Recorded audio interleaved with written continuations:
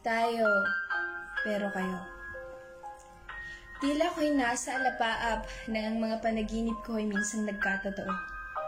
Sinubukan kong tapikin ng aking balikat para magising ang aking ulirat, ngunit ang mata ko'y hindi maimulat. Totoo, hindi imahinasyon at lalong hindi ilusyon. Inakala kong ang utak ko ay nagbakasyon at naglakbay lamang ng mahabang panahon. Eto na, ang matagal ko nang pinapantasya, ang maging akin ka. Isarap pakinggan ang salitang tayo, ngunit ang saklap naman ng kinahinatnan nito, tayo.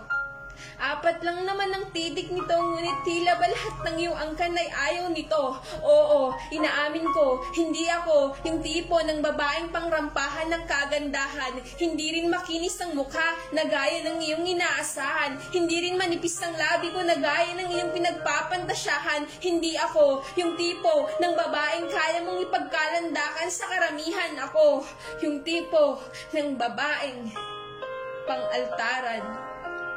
Sinikap kong itikam ang bibig dahil baka may masamang makabig. Naniwala ako sa ngalan ng pag-ibig. Nag-aalim po yung aking kalooban, hindi dahil sa tayo, kundi sa kung anong meron ako. Namamanglaw na rin ang mga mata, na tila ba binagsakan ng langit at lupa. Naraig na, ng takot ng tapang, natalos ko na kahit anong gawin ay walang pagtanggap na magaganap, na pagbulay-bulayan ko, na pinagtagpo lang tayo. Pero kayo talaga ang tinadhana.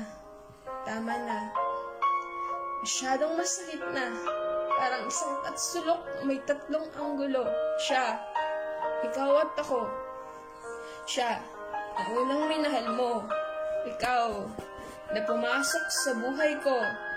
Ako, naniniwala sa mabubulaklak mong salita. Ngunit sa huli, mangiiwan din pala.